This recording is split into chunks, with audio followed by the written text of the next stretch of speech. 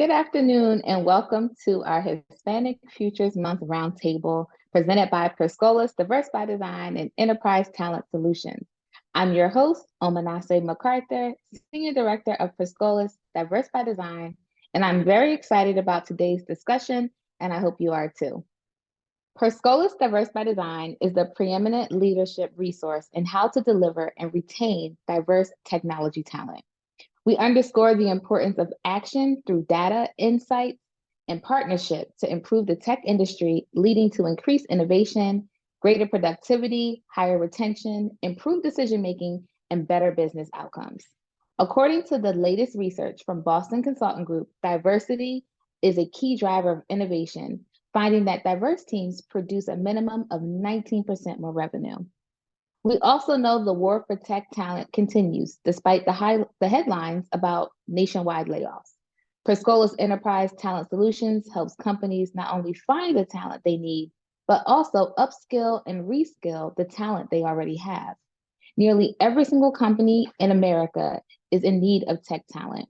Talent resourcing is no longer a luxury, but a competitive advantage for our nation's employers.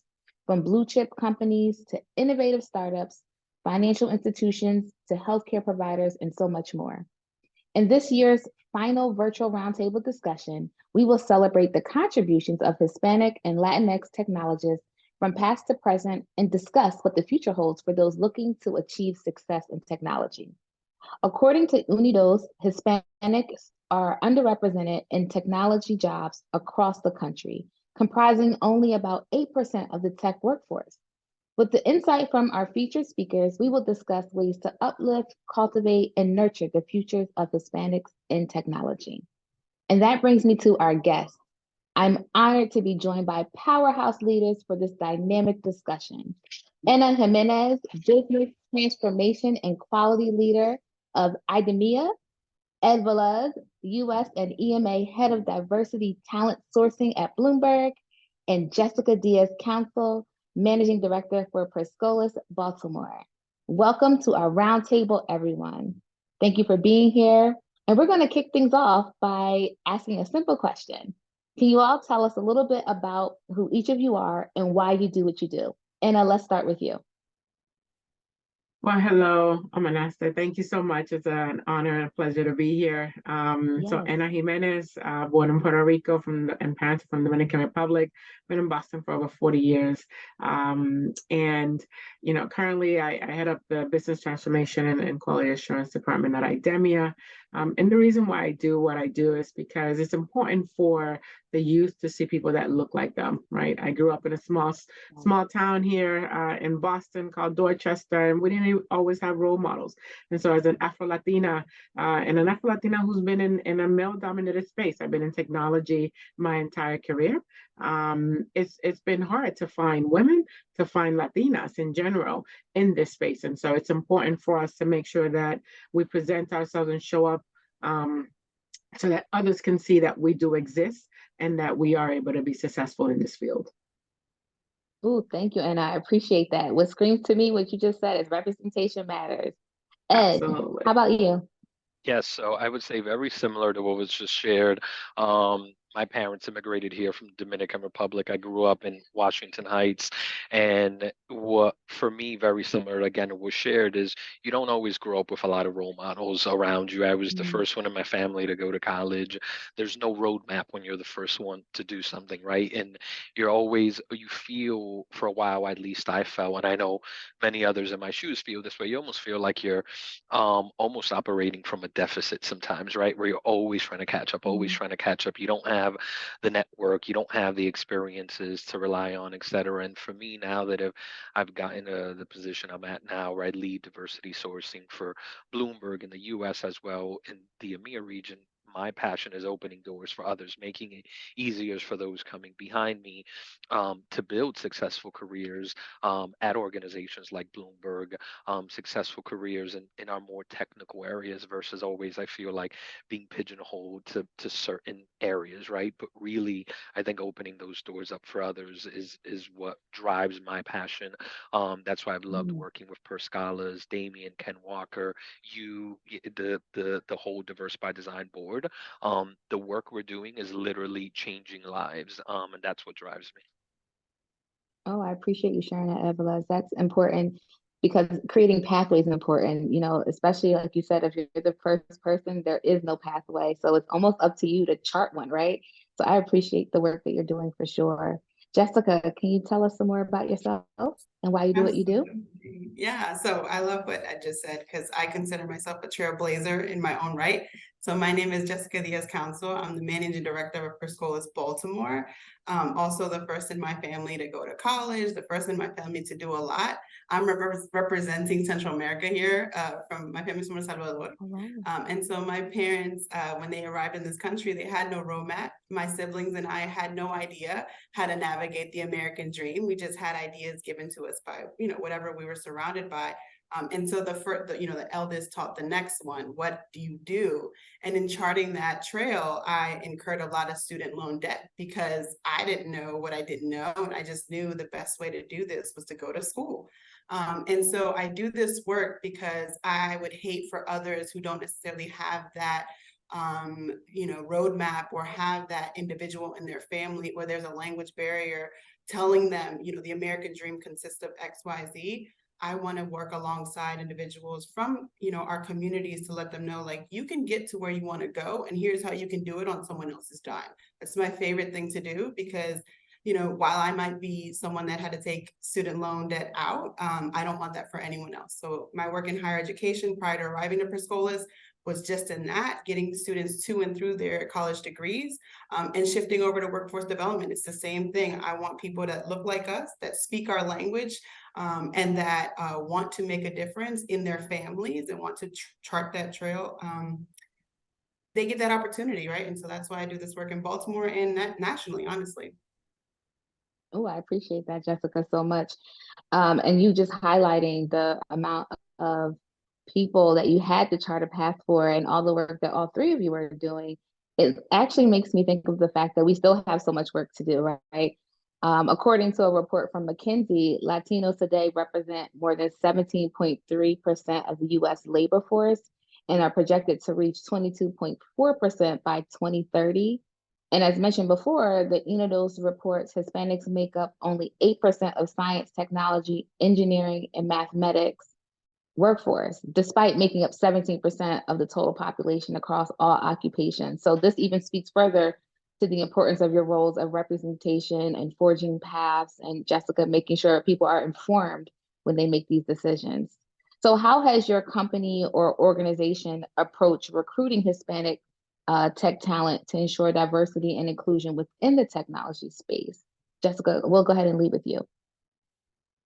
So this is something I picked up over my time working with folks from, Spanish-speaking countries. I always introduce myself, no matter what space I'm in. I always say, hola, hello, just like if your preference is Spanish, right? Let's talk in Spanish. If your preference is English, we can talk in English, but the trust building is so big in the Hispanic Latino community that you got to lead with that, right? I can't go into your world, into your spaces and start talking to you about the thing that I'm bringing because that's not the starting point. The starting point has to be in that trust building space. So just by coming in and doing something so subtle as like, hola, hi, my name is Jessica, that gives them, that breaks down the wall a little bit. And it starts to give them the opportunity to think like, oh, I can be there too. Or I can go in that, she's there, right? So there's someone that looks and sounds like me in a space I'm trying to get to. And so per Scholas, we work really hard to make sure that we are going into the spaces where the folks are at and not asking them to come to us. And that's huge because that's important.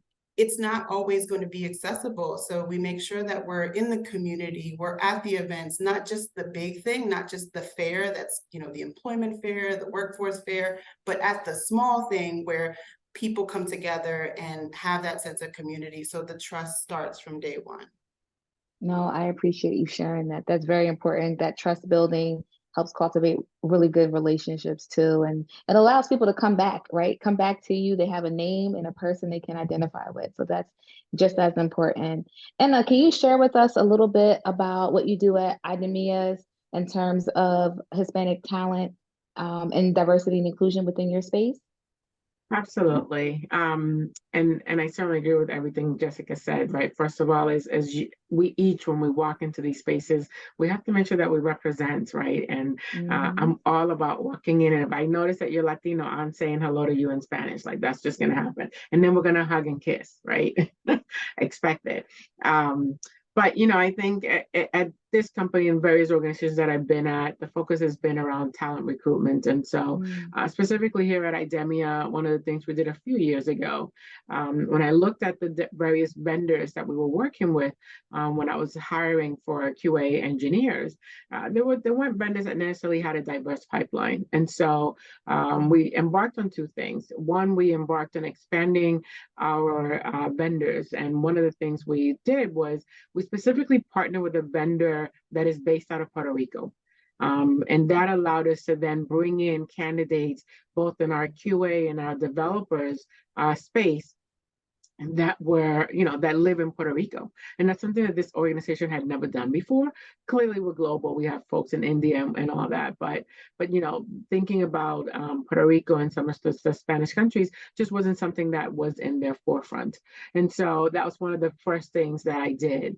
And now we've had a partnership with them for about 2 years now. In addition to that, we also looked at our various partners and said, okay, well, what are you guys doing? And how are you being intentional about ensuring that you are tapping into the Hispanic and Latino community? I have a team in California, so that's a lot much more easier to tap into that. I'm very proud we had a lot of hires this year, and I'm very proud to have been able to hire a lot of Latinos into our California team. And that was being very intentional and making sure that I worked with vendors and I said, I want to hire Latinos. I'm not excluding. You want to present to everyone. I'm going to hire the best person, but I need to make sure that the pocket of resumes that I'm getting include a lot more Latinos, and that's how I was able to kind of flip the makeup of the group. And then in the Boston area, Boston is a lot tougher. It honestly is. It's a lot tougher to find the Latinos in here. So I kind of focus a bit more on the women. And so diversified my group by making sure that I had women from diverse backgrounds, but definitely more women in the group. So again, just working, those are the two things, right? Being very intentional about hiring vendors that are in the right market, and then ensuring that our partners that we're working with, that they make sure that they give us a diverse group of candidates and resumes. Oh, very good. And I like what you said there. I just want to lift the importance. Sometimes when we think of talent pipelines, we think nationally, even though you may have a global company, and some people don't realize, oh, my talent pipeline doesn't just have to be here. It can expand. So to go into Puerto Rico, I commend you on that. Very good take on that. Ed, share what you're doing at Bloomberg. What are you doing in terms of Hispanic talent and diversity?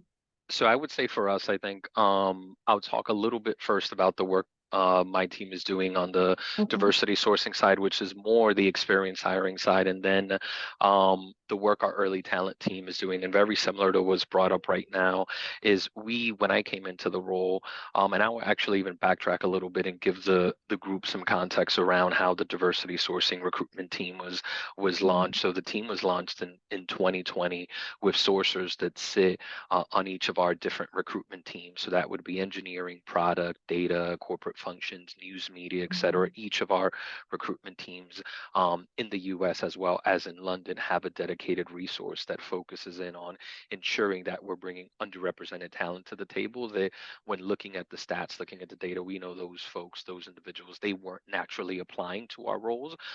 So me and my team, through whether it's partnerships, whether it's working, with example, with organizations like Scholas, leveraging LinkedIn, working with organizations such as Alpha, attending events, conferences, etc.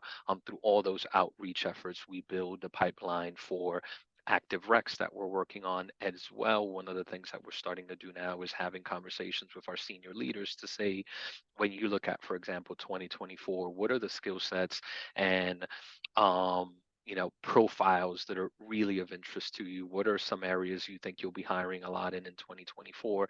And we do active pipelining in advance where we identify profiles that will be of interest to us, even if we don't have a role right now, to be able to slot those folks into, just to build our pipeline for when those roles do kind of open up. So that's the work we do, me and my team, on the diversity sourcing experience side. On the early talent side, one of the things we've done there is look at going to some of the non-traditional schools that we haven't historically gone to. For example, the University of Puerto Rico is the school that we've invested a significant amount of money in over the last 2 years. We go not only do info sessions and conferences, but we sponsor a lot of the tech-focused organizations on campus. We actually launched an event where we took students from the University of Puerto Rico. We flew them to New York to be able to present, work on a case study for a week, meet with a lot of our senior leaders, and then actually present their findings at the end of that week to a panel of our senior engineering leaders. And every year, since we've started our relationship with the University of Puerto Rico, we've doubled the number of hires that we've made from that school. Where now, when you look at the schools that we are primarily hiring from, the University of Puerto Rico went from 2-3 years ago, maybe one or two, to now we're well into double digits that we're hiring from the University of Puerto Rico into our most technical areas. So we've seen a lot of dividends from that partnership. And because of that, now we're looking at other Hispanic serving institutions and trying to develop relationships with them from a university perspective. Oh, that's great. And I think that's a wonderful opportunity for students who attend those universities to be able to take an active role in the way you are building the pipeline and the mapping and intentionality set behind that. So, Ed, in your experience, what are some of the unique challenges or barriers that you see Hispanic tech professionals often have when entering the industry, and how has Bloomberg addressed some of those challenges, or you feel like they should address?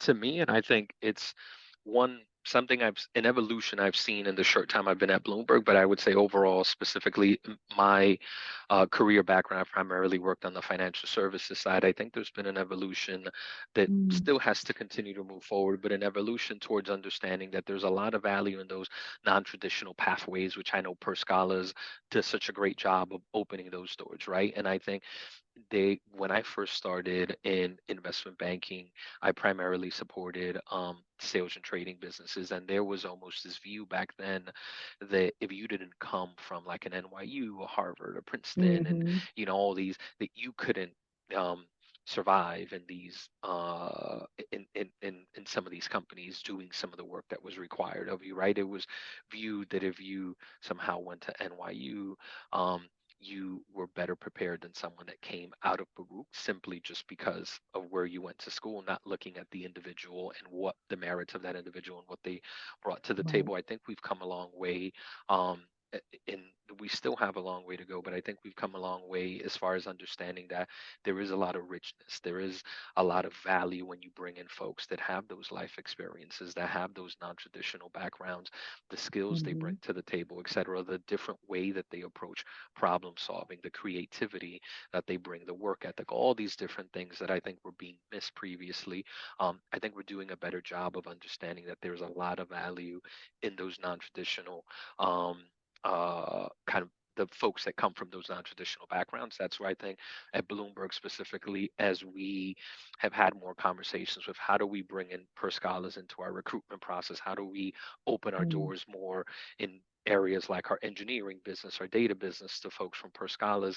I think there's a much more of an openness to look at those non-traditional profiles than I certainly saw from an industry perspective when I started back in 2007. Oh, thank you for sharing all of that. Because I think a lot of times organizations, even successful ones who've been around for a while, aren't aware of the barriers they have. Oftentimes, so someone who's kind of walked in that path or perspective can share it with them. So I'm sure they're happy that you're there to be able to share those things. Anna, can you share with us, some of the barriers you feel Hispanic tech professionals are facing? I know you mentioned some in your introduction. Yeah, no, of course. And look, let's call it what it is, right? There's a stigma out there that people believe that if you hire a Latino, they're not educated enough, that they just don't know enough, right? There's a stigma and there's a stereotype that people have. And so it's really been about trying to break down those thoughts, those perceptions, and showing people otherwise. And so at least at my organization, we've certainly have taken steps that, and similar to Ed, right? Where are we recruiting from? How do we create opportunities? Making sure that we're able to build these internship programs, and then that we create mentorship for these interns while they're here, right? So one of the things that I've always done, I've always been, again, you're going to hear me say the word intentional probably multiple times here. That's all right. Keep saying it. But, you know, when I had the opportunity last year to bring in some interns, I actually reached out to some of my colleagues over at Junior Achievement, and brought and hired an intern, you know, from Junior Achievement, right? I probably missed some line to come back to Scholas. I'll think of you guys next time. But but you know, the point is that I was able to give you know, several students an opportunity to be at IDEMIA, right? Company that a lot of people just don't know about. And we're all about identity. So think about an organization that is exactly developing what we need to develop to better identify individuals. This is a company that absolutely needs to be, you know, the people that are developing this work should be people that look like the ones we're trying to identify, right? And so I am being super intentional about making sure that I bring in a lot more diverse individuals. The other thing that we've done was thinking about our onboarding process. And then we had to look at this from a point of view of how do we even the playing field so that everybody has the right opportunities. And so we have a fairly detailed onboarding process that every new hire goes through. That entails obviously doing the videos that, you know, we've created so that they learn the specifics about their products, but teaming them up with a buddy, right? And this is someone that we train, that we go through, you know, training so that they know what their role is as a buddy. Right. In this way, this new person coming in doesn't feel lost, doesn't feel like they don't belong. They don't know what the right questions are, who to go to. And that we have noticed that has made it an impact, right? Especially with our people of color. Clearly, everybody goes through this. So it's not something that's only done for certain individuals. It's done across the board, but it allows us to make sure that we're not sort of saying, well, this person is not doing good because X, Y, Z, or that person moved really faster, right? They're able to learn something, you know, much faster than the other individual. So we're removing sort of the opportunity to have that unconscious bias, right? To have that thought process that someone is not going to perform as somebody else. So it's about just removing that and having an equal playing field across every individual that's being hired. So those are some of the things that we've done. Good. No, that's good, Anna, because I think, again, that's an opportunity maybe some organizations miss to capture people at the onboarding process, right? So that matriculation for that employee is impactful. So I think I appreciate that that's something that you all are doing. Jessica, I know you shared in your introduction as well some of the barriers you face with being the first. What do you think are some of the unique challenges or barriers specific to Hispanic tech professionals when they're entering the tech industry? So I love that some of my peer panelists here highlighted things such as unconscious bias, skills-based hiring, value add kind of conversation, because that's really it. It's changing the narrative for individuals interested in tech. Unfortunately, and it may not be for all Latinos or Hispanics, but for some, your trajectory to the American dream, if you will, or to be successful was only through XYZ careers. And so it's meeting the individuals where they are and talking to them about how a career in tech can fast pace your career goals, but it can also give you that economic sustainability you're looking for, give you that footing that you want for your whole household. And so Scholas does a really good job of being in the places where the Hispanic population is and where there could be a bridge for tech professionals because the tech careers are high there. So we're in over 20 cities nationwide, right? And we are in some of the highest Latino population states such as California, Texas, Florida, New York, and Arizona. And so the tech talent is there, Latinos are there, and just bridging that gap and serving as like a beacon, if you will, to get from point A to point B is huge for us. Here in Baltimore alone, like the Latino community is huge. It's pocketed. And so I know exactly where to go, when to go and talk to those people. Those people know me and they have my number so they can call me personally, which is amazing because they want to talk to someone that looks like that. And sometimes, a lot of times in Spanish. And so I love that. I also love that we work really closely with organizations in the communities that we're in to make sure that they are changing the narrative as well, right? Employers as well. When I have those conversations, I'm looking for mission aligned folks that will see our learners graduating from Scholas not as like a handout, but a hand up, right? Like we are mission aligned. This is a value add to my company. These are qualified candidates for those tech positions. Why not get them through Scholas? Because we know they're trained, we know they're certified, we know they're ready to go. And so I don't want to waste time going through some career fair or outsourcing to another person who might, have to take a cut of that person's salary, like we know how the business works. I want to go directly to where the talent is. And so that is really how Scholas does it, but also locally how we do it in Baltimore.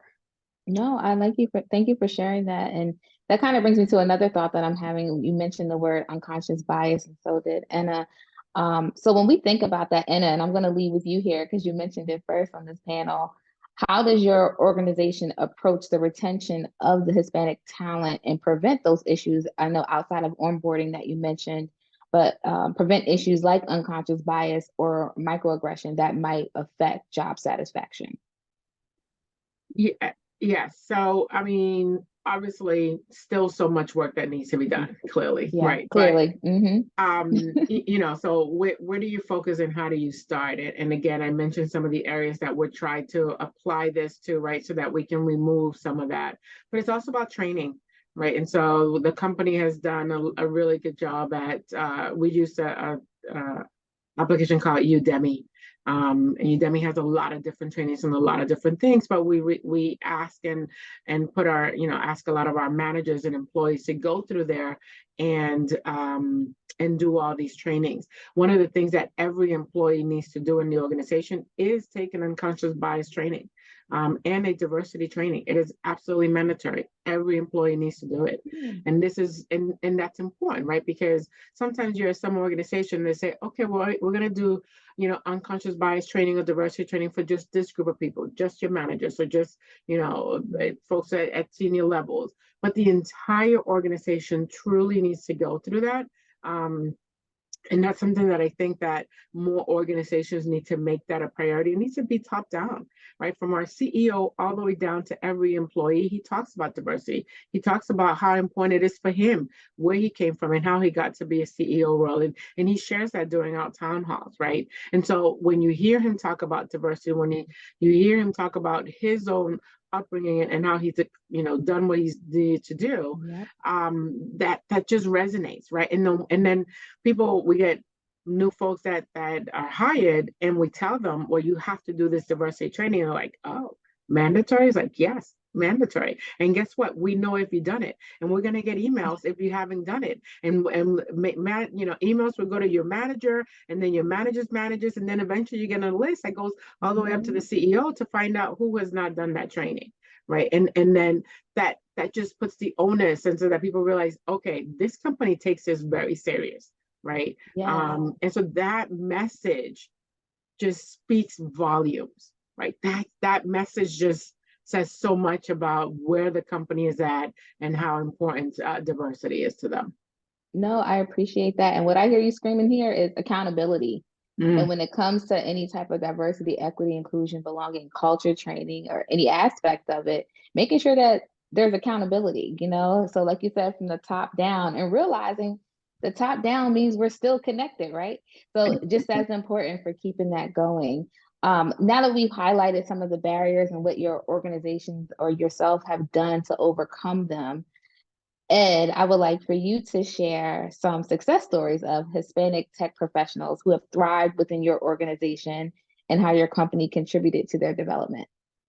In the example I want to highlight, coming back to something I brought up earlier, was the work that we did with the University of Puerto Rico. I actually got to sit in on the presentations that the students got to meet, and what was heartwarming for me was not all the students are going to pursue opportunities with us, which is fine, but it was more the appreciation I think they had for just having the experience. A couple of them actually said coming to New York, that was the first time that they had actually gotten on an airplane, right? Like it's the, and you see their faces light up when they start to talk to you about where they've come from, how excited their families were that they were getting the opportunity to come to New York, the fact that they we're going to be presenting to a panel of kind of our engineering leaders. It's, to me, that was so heartwarming because I saw myself in so many of those kids, right? Like thinking, God, what I wouldn't have done to have that type of opportunity, right? To come to an organization like Bloomberg when I was in college, to be able to present to a panel of leaders that then are giving me feedback and walking me through, okay, this is how you bring this to life in the real world. This is what I do if you're really interested in building a career within engineering, within technology. These are resources that you can leverage. Even a lot of our senior leaders, and I love seeing this said, here's my email. If I can help you, whether it's Bloomberg related or not Bloomberg related, just find your way. That to me was so heartwarming, again, because if even for the ones that don't end up here, you're giving them hope that there's more that they can do, right? Their current circumstances don't have to dictate what their future looks like. And when you're in that moment, that's such a powerful thing, right? You'd almost take it for granted the further you get removed from it, but having hope when you're in that moment of kind of the starting blocks of your journey is something that's really, really powerful. So how that program has grown, the hires that we've been able to make, not only into our intern program, but our full-time program, now that, because partially not only through the work that we've been able to do with them, but also my team bringing in more Hispanic hires across our organization. We now have a renewed kind of push for our Hispanic ERG now, right? Where we are doing a bunch of different things, whether it's programming around how to manage your career through internal mobility. We're launching a mentorship program.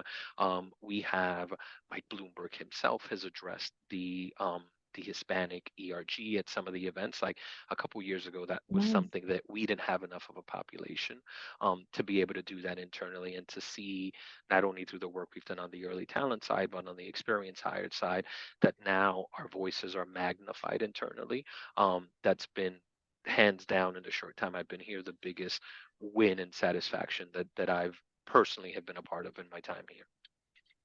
Oh, I like that. And then knowing that you've been a part of it, I'm sure it just only inspires you to keep pushing in the work that you're doing.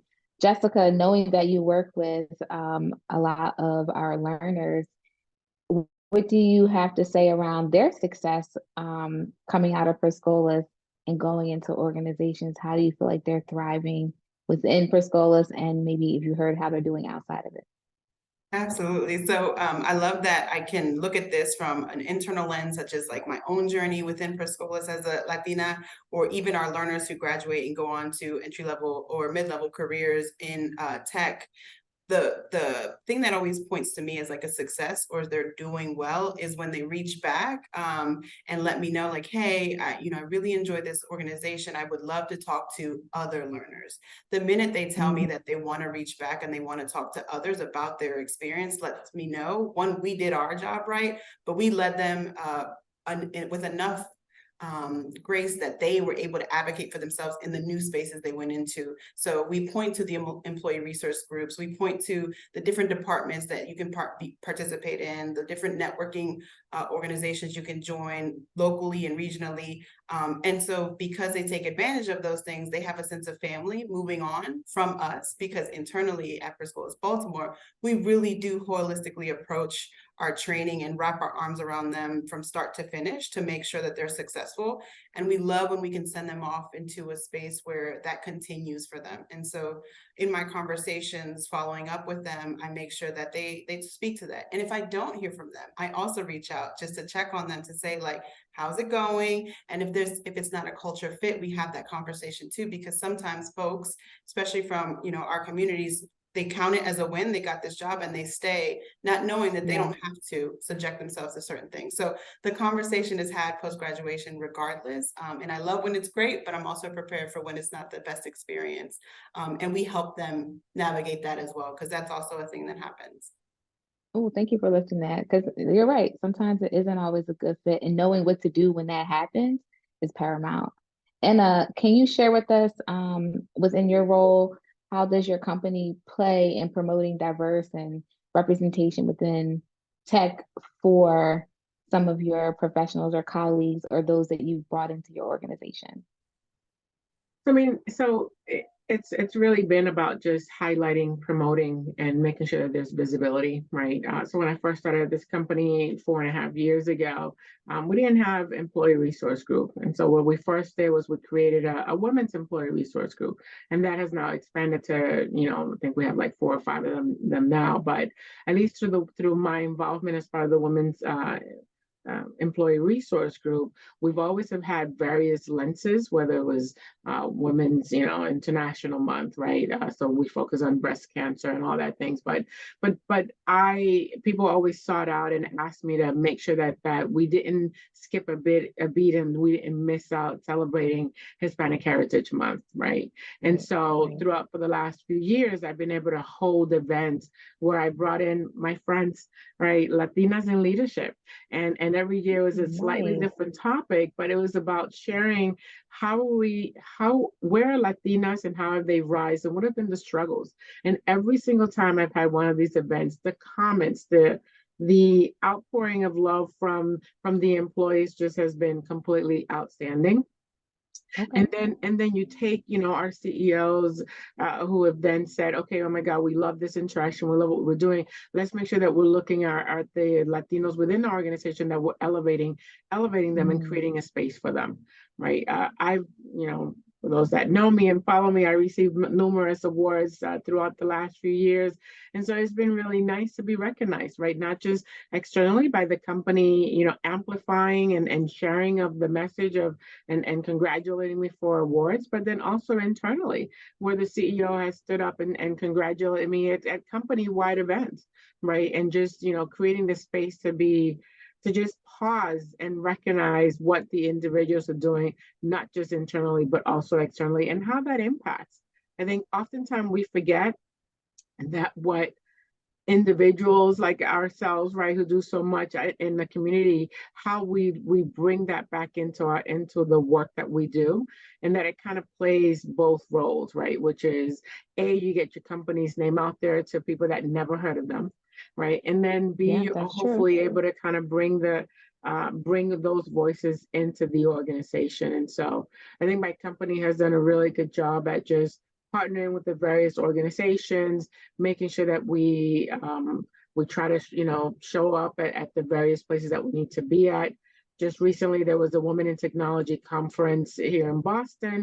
I was there. I was a speaker, but I had the opportunity to bring along 10 women from the company with us, right? And so those type of things where you see the company representing and sort of encouraging us to do those type of events are the type of things that I love to see. In the past 2 years, I've been able to get the company to partner with Alpha. I think, if people don't know Alpha is the Association of Latino Professionals for America. And one of the things that my company does is we create TSA PreCheck. We're known for TSA PreCheck. So what we did is we brought TSA PreCheck to the Alpha National Convention for 2 years in a row. Normally, those that try to do that, it's like 3 to 4 months to get an appointment. You signed up, you showed up, you had all your papers, and you got your TSA PreCheck right in there.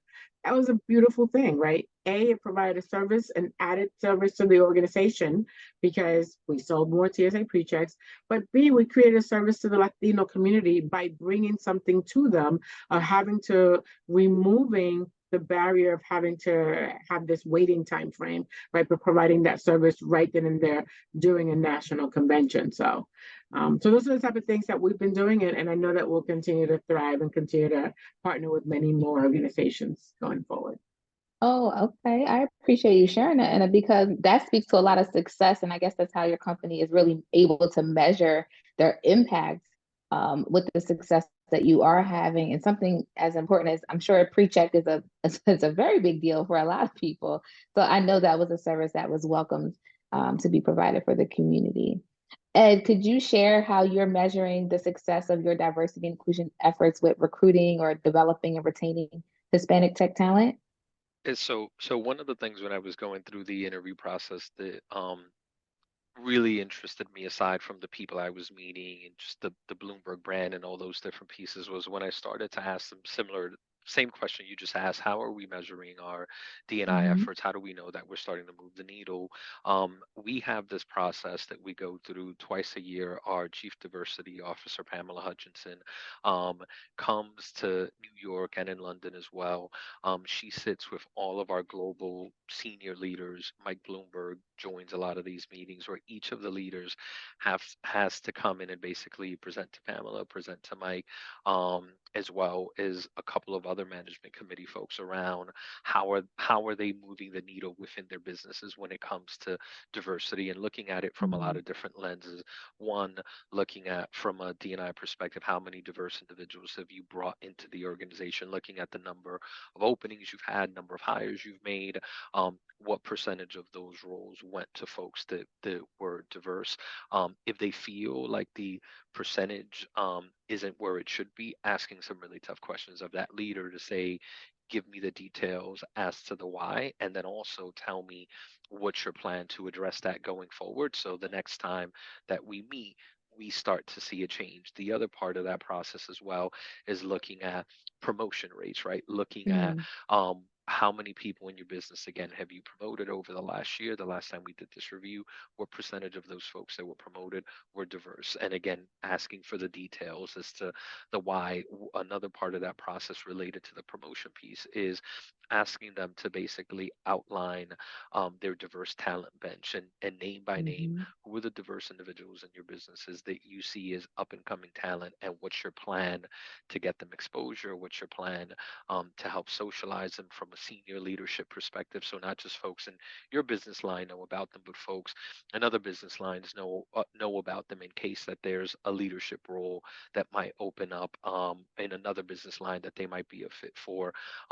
Hearing about that process, how detailed it is, happens at the start of every year, and then you also have another check-in point, usually around, I would say, end of the summer, to see how are you progressing based off the things we discussed at the start of the year, and the fact that our Chief Diversity Officer sits in each and every single one of those meetings, and that Mike Bloomberg himself sits in the majority of those meetings, sends the message that that's really important to us, that we're holding our leaders accountable to how are they progressing from a D&I perspective. No, I like that a lot. And that speaks to Anna's words. She says intention. It speaks to the intention and again to the accountability factors. And the fact that you have a leader, Bloomberg himself, sitting in shows a lot to his employees and those who work with and for him, that this is on purpose. This is something that we're not just doing as a good idea.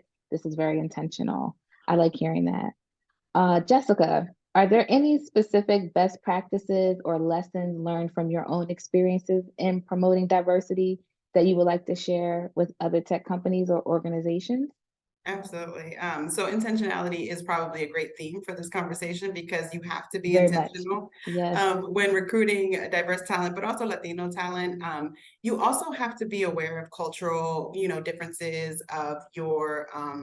We're very proud people. We love our familia. We love our, our cousins and our mom and our dad and our children and our countries. We're huge. So, just coming in and being authentic is huge, and letting us be authentic is huge.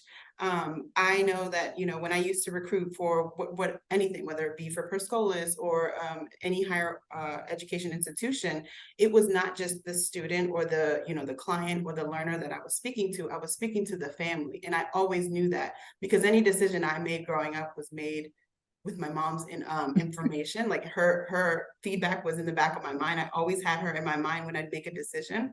So I always know I'm talking to the family. And if the family's present, I'm talking to everyone, right? I'm like, pointing out something about everyone. But if it's just the person that's interested in Scholas or whatever it is that I'm there to talk about, I ask if there's anyone else that you want to share this information with. I'm happy to talk to them, because it is about closing the loop, connecting the dots, being the expert for the first time, because you do that for one person, you do it for the household, and you've changed the lives of their neighbor, of their cousin, of someone at the cookout, someone at, the party that you're going to the next day. It's huge that you don't just look at the one in front of you, but know that they represent a lot for that family, because we sometimes have to carry the responsibilities of everyone, just chartering that new territory. And so I've always taken that with me, because I knew that whatever space or situation I was going into, I was also someone that was going to take that back to the next person.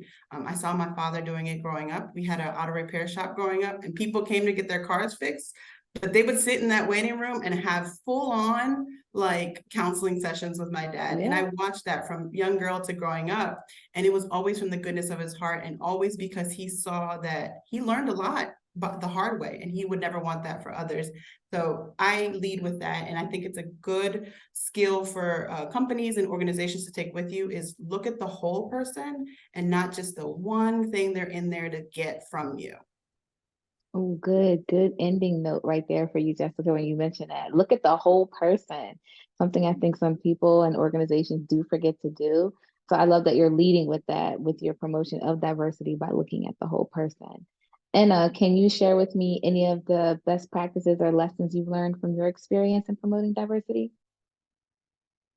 Yeah, I mean, it's really been about making sure to not forget where you come from, right? Yes. To make sure that you continue to lift others, right, and bring people with you. So making this space, asking the question, how are you doing today? No, seriously, how are you doing today? How's mom? How's dad? How's the family, right? Well, sometimes we walk in and we're so focused on work that we forget that there's a human side there. And so that's something that I try to make sure I connect with my team and my peers and just check in. And so that's a best practice that I like to share, because we often forget that we should touch the human and make sure that they're good, right? And then just making sure that we continue to be there for each other, making sure that we create space for everyone's voices to be heard. One of the things that I like to share is, look around when you're in meetings, when you're in conversations, who's talking, who's not talking, who feels that they could actually speak their mind and share an opinion, and who just shies away and will send an email afterwards and follow up. And so what is our job? What is our duty? Our duty is to make sure that we create a warm, safe environment for people to be able to share their thoughts and opinions, because they're there for a reason and we want to hear them. But if they don't feel like they can share, then they're not going to, right? And we're the ones that are going to miss out on the great knowledge that can be shared. And so a best practice is just making sure that people create space for everyone, and making sure that we can lift every voice. Very important, Anna and Jessica. You kind of both mentioned the same thing around treating people as people, though, creating that human experience and that relationship, like Jessica mentioned, that her dad in that car shop. So the life lessons, you don't realize how you're impacting people for what they come to do. And, again, people don't remember always what you do, but they remember how you made them feel. So I do think that's very important. Ed, what advice would you give to aspiring Hispanic individuals interested in pursuing a career in the tech industry based on your own experience and insights? So aside from hooking up with Scholas, I would say the other that advice part. I would, aside from that piece, the other piece of advice I would give them is honestly just the power of networking. Yes. And reaching out to people, because as you can see, all of us are so passionate about, as what was just mentioned, going back and opening doors for others, lifting others up, right? We all are invested in doing that piece of work. Even if it takes me weeks to find some time to be able to connect with someone, anyone who reaches out to me on my LinkedIn and is someone who is trying to just, can I get 5 minutes? Can I get 10 minutes? Can you help guide me when it comes to this? Or can you, I saw this role, could you help connect me with the right person? I'm always going to be willing to offer up my own network to individuals that are trying to get their foot in the door. So I genuinely say, just reaching out to someone, like networking, like really investing a lot of time Yes. in reaching out to individuals that look like you, come from communities like you. That's a great place to start, because there's a lot of passion that all of us have in giving back to others. So I would say just reaching out, networking is a key component for folks that are looking to get their foot in the door.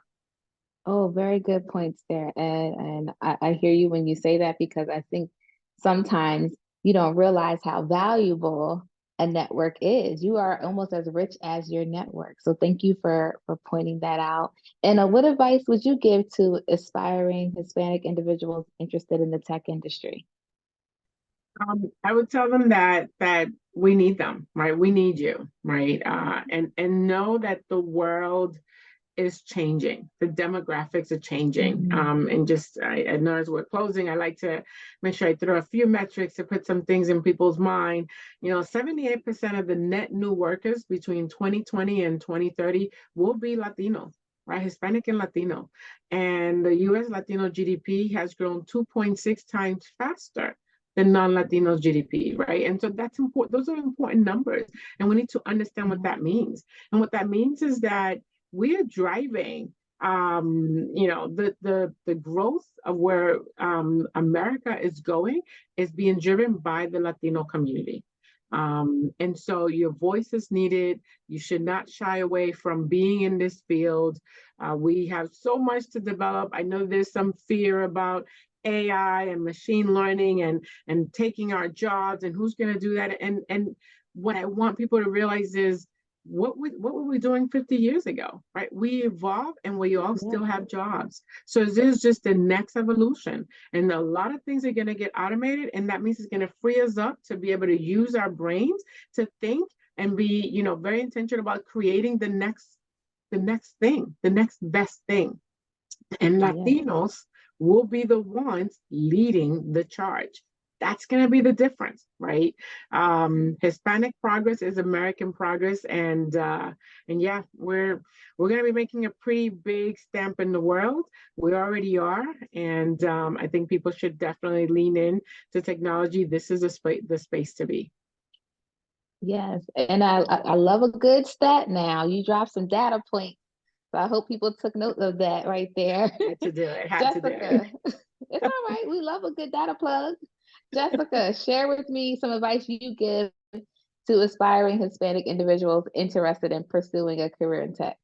Oh, I love everything each of you said. I'm just like beaming with pride, and like we've never met before. So this is great. This is just shows you just how it is. And I want to double down on networking. It's something that we miss a lot because we don't necessarily want to go into that space because we're used to what we're used to, right? I've never been to that event. I don't know no one there. It's okay if it's just you. I promise you networking is going to be huge. I love Alpha and the local chapter. I'm a part of the local chapter and I go sometimes by myself, but I've met some great people there. So doubling down on networking, but also do away with labels. Like let go of the label of tradition, non-traditional, like do you and do it proudly, and you will be fine. I think if you see yourself there, you will get there, and feel free to reach back or reach out to myself.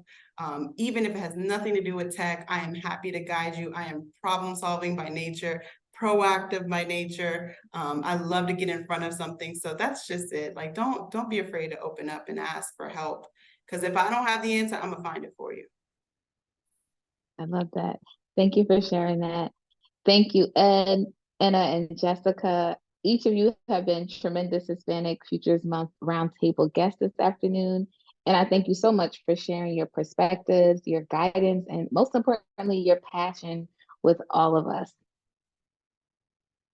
But just because our time together is coming to an end doesn't mean the work stops. You can do your part today and commit to a 30-minute call to learn more about Scholas Enterprise Talent Solutions. Our talent architects are your partners in building a sustainable tech talent pipeline. If you would like to learn more about Scholas Diverse by Design, get in touch with us by emailing us at diversebydesign.org. It's been an honor to serve as your host today, and thank you so much for your interest and commitment to creating more Hispanic tech futures. Thank you all for joining us on this last iteration of our roundtable discussions. And please be on the lookout for our highlights of our roundtable series. And please enjoy the rest of your day. Thank you.